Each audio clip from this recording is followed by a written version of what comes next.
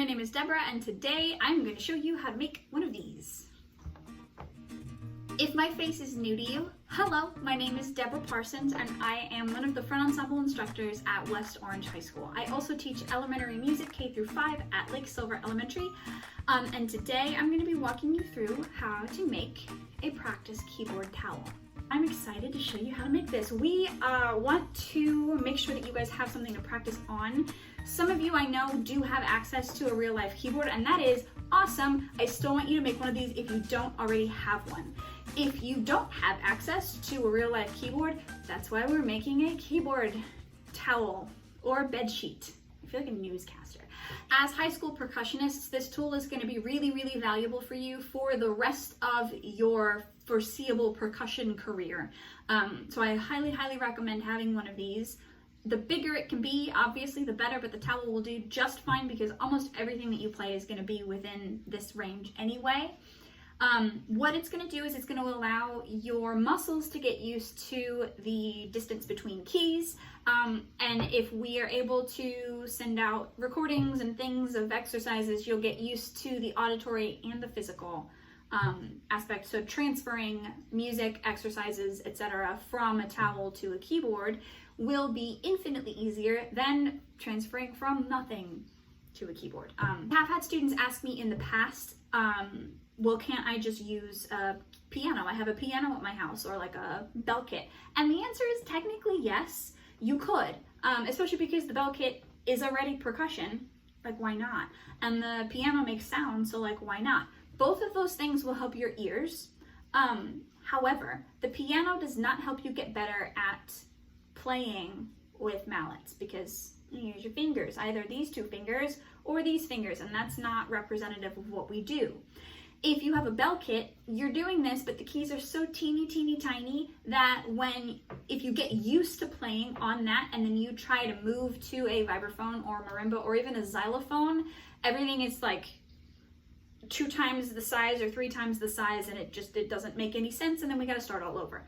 So this is going to give you an extra tool in your toolkit to help that transition go a little smoother. If you are using a sheet because you want to make a marimba-sized practice thing, that is awesome. That's great. Glad you could find one. I couldn't. You can skip to the end real quick to check out what the difference is of how you're going to start. I'll see if I can timestamp it. And your range is going to go a little farther, and I will explain that. I explain that at the end of the video as well. If you are toweling it with me, you're going to copy exactly what I do. To follow along with me, you are going to need first a towel or a bed sheet, preferably one that does not get used for like actual toweling or bed sheeting things. Without holes is preferable. Light colors are preferred because you also need a marker. I like this kind. If you like this kind, that's cool too, but this one is fun. So you want to make sure it's a color that your marker will show up on. I don't know how well the like silvery ones work on these. I've never tried that. I can't recommend it. And the last thing that you need is a tape measure or a ruler. Either will work. I couldn't find a ruler, so I have a tape measure. That is all I have. We're gonna hop into this towel tutorial. Yay.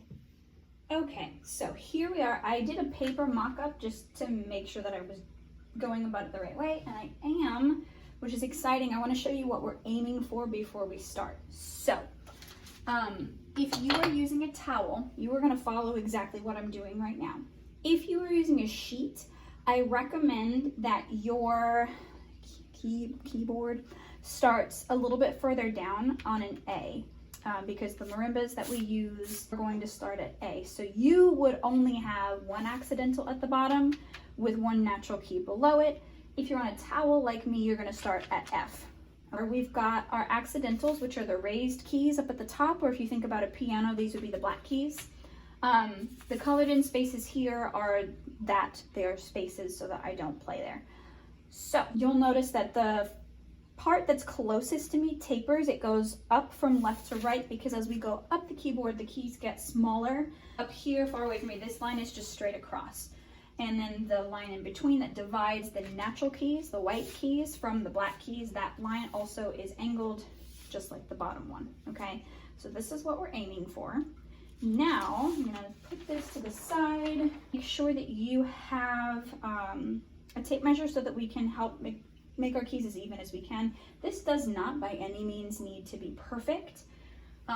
Mine will be far from that because I don't have the energy for perfection. It is a practice towel. So, we are gonna start. We're gonna leave all of this space. We're gonna use all the way up to the edge on this side, right? So I'm gonna start at this bottom corner down here. Can we see the bottom corner? No, neat. This bottom corner, now we can see it. Okay, we're gonna start at this bottom corner and I'm gonna gently taper from here up like this. No, this is not science. You do not need a protractor. Just make it not like super aggressive. I'm gonna go gently, just like that. I'm left-handed, so I have to draw from right to left because physics. Shout out to all my other left-handers that are out there. And I don't need to use the entire towel because while a marimba or a vibraphone might be this wide in real life, I don't need to play on both ends of the keys. So I'm actually gonna cut this off about here-ish. And again, that line on the top is gonna be straight across. So I'm gonna start here and I'm gonna make a straight across line. And by straight, I mean straight adjacent because that's the mood for today. And then I'm going to mimic this line about in the middle. I wanna split this in half. So we are, is that half? That's half. We're gonna say it's half. Don't fight me. Okay, there we are. I'm gonna start with the accidentals because I find that I need to do that to be able to like, keep my brain straight because otherwise this just looks like a bunch of rectangles. I'm actually going to start, I'm gonna do like that.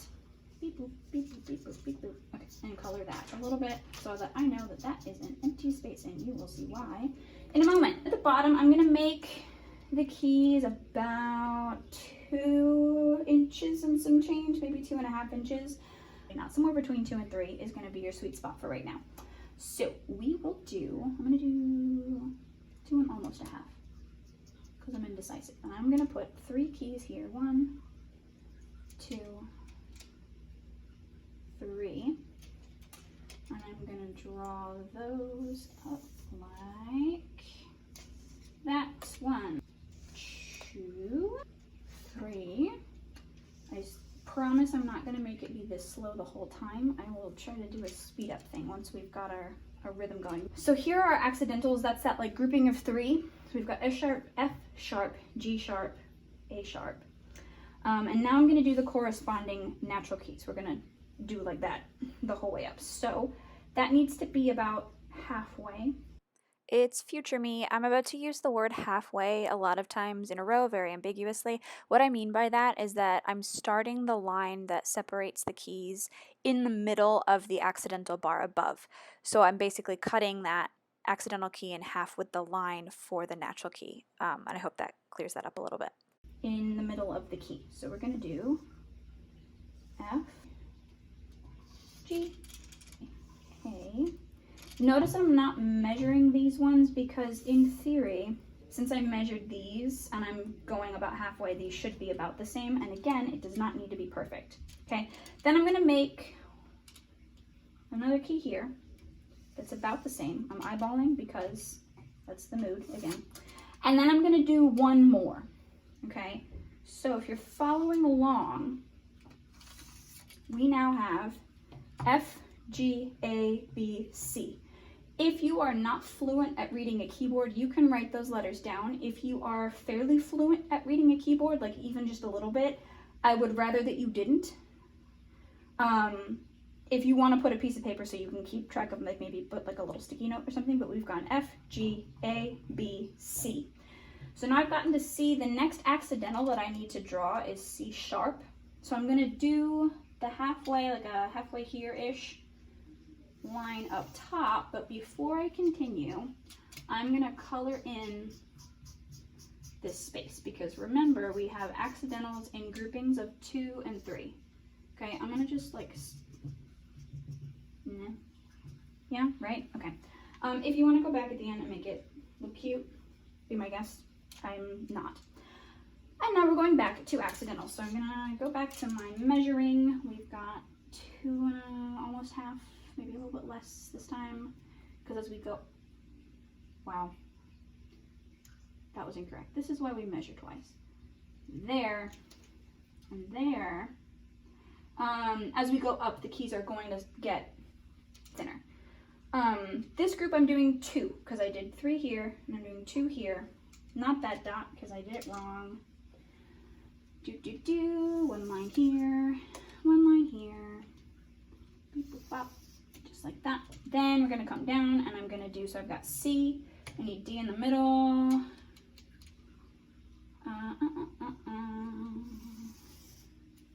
And then I'm gonna do one here. I'm gonna eyeball, just like that. And then I'm gonna do another one, and I was a little skinny on this one, so I'm gonna, I guess technically you could, like, if you want to. Just depends on how you're feeling today. Are you feeling precise? 'Cause I'm not. There we go, I'm gonna finish those off. So now I've gone from F, G, A, B, C, D, E, F. We're back at F. So now we have a whole octave of natural keys. I need my accidental to go up here in the middle. Bada bing, bada bop. And I'm gonna color so that I remember that that is a space and not a key. All right.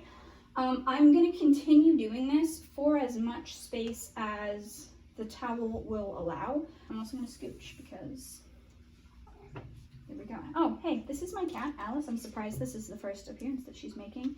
If you're doing this in a house with pets, I recommend that you do it in a separate room. Love you.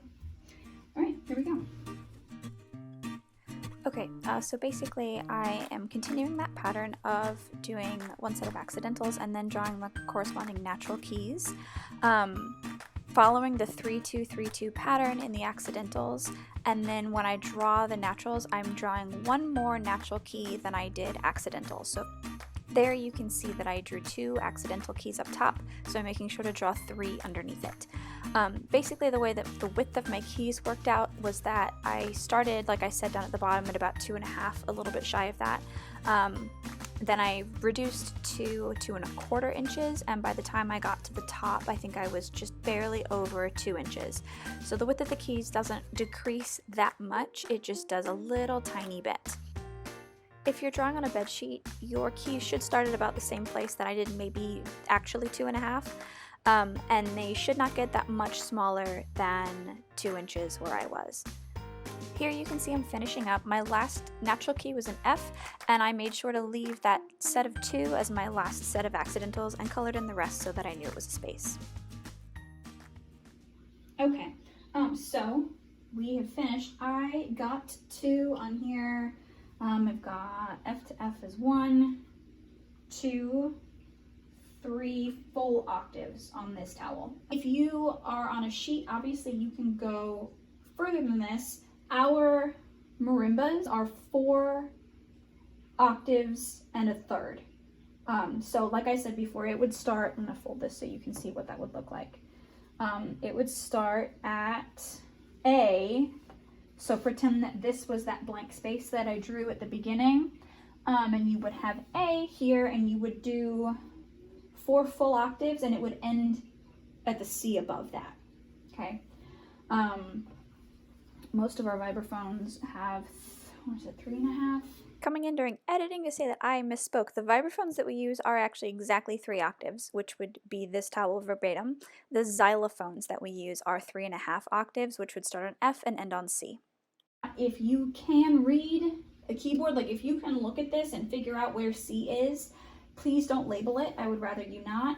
If you need help, masking tape would be a really good accommodation for that. Okay, so I finished making the video and realized that I should have included this. When I said try not to label, that's not to say that you should feel bad if you feel like you do need to label. Everyone's at a different place in their journey on learning how to read music. If you can look, at this and tell me where the natural keys are, like you can find C, you can find F, G, A, B, you can find all those letters, You don't need to put labels. If you can't do that, that's okay. It's fine. You probably do need to label for now, which is why I'm recommending tape as a temporary thing that we can take off when we need to.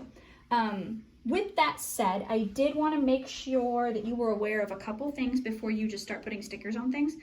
Ignore these for now. Pretend that they're not there. On the natural keys, the white keys, if it was a piano, I use uppercase letters. We use uppercase letters when referring to pitches. Okay, so I started at F. I only labeled an octave, right? F, G, A, B, C, D, E, F. I stopped here. If you're labeling, you can keep going, or you could just leave one octave labeled and see if that helps you out. It's up to you. Every accidental key, right? Black keys, if we're talking piano, on a xylophone, they're all the same. But the keys up here, all of these keys have two technical names, okay? These ones do down here, these ones with two stickers, but these definitely all have two names. If I go from the bottom, right, and I touch every key in order on the way up without skipping one, that's called half steps, right? So from here to here is a half step, here to here is a half step, half step, half step, half step, half step. If I'm going up from F, one half step, that's called F sharp, okay? If I go up from G, one half step, that's called G sharp. If I go up one half step from A, that's called A sharp. But if I'm coming down, if I'm going this way, right, from B, I go down one half step, I landed on the same key as what was already A sharp. So that is A sharp and B flat, both, this one pitch. Those notes sound the same. They're just called different things, and it depends on the context in which you encounter that pitch, okay? So coming down from A, I have A flat, which is the same as G sharp. And then coming down again from G, G flat takes us back to F sharp, okay? That's why those have two letters. Now, there's a big hole right here, which means that going up a half step from B takes us here. It takes us to C. So technically, it's raining. Wow, it's raining. Hopefully y'all can't hear that. I don't know if this is gonna pick that up. And if it does, I'm sorry. From B, if I go up a half step, I land on C. Technically, there is a B sharp. It's the same as C. Those two pitches, C natural and B sharp, sound the same. Coming down is the same. From C going down a half step, there's nothing here, there's a hole. I land here. C flat and B natural are the same, okay? Again, these ones without little symbols after them are natural, right? F natural, G natural, A natural, B natural, etc., etc., etc. So I've got my C sharp and my D flat. I've got D sharp and I've got E flat. There's nothing here to go up to from E, so a half step up takes me to F. E sharp is also F natural. Coming down, F takes me, there's nothing here, F to E, my F flat is right here, okay? If you are labeling, I want you to include these, they're called enharmonic spellings. Enharmonic basically means it's the same sound, it's the same pitch, but it has two different names, right? Two different names. I want you to include all of those enharmonic spellings because they're important. Because the number of times I've had somebody say to me, oh, my music had an F flat in it, but F flat doesn't exist. It does. Right, so if you're labeling, please, please, please make sure that you include all of those because all of the names are important. If you want to go back and make this look pretty, you can do that. If you want to go back and label, you can do that, or you can just leave it like this. I'm going to leave it like this, and maybe some lucky person in the future will inherit it. That's all, folks. I hope that worked out for you. Let me know if you have any questions, please. You can email me or you can contact me on the band app. But now you have your very own practice pad. Who says that front ensemble kids can't practice at home, right? This is going to be an invaluable tool for you for marching band, concert band, for the rest of your, especially for your high school percussion career. And I hope that you enjoy it. Happy practicing, friends, and I hope to see you really soon. Bye.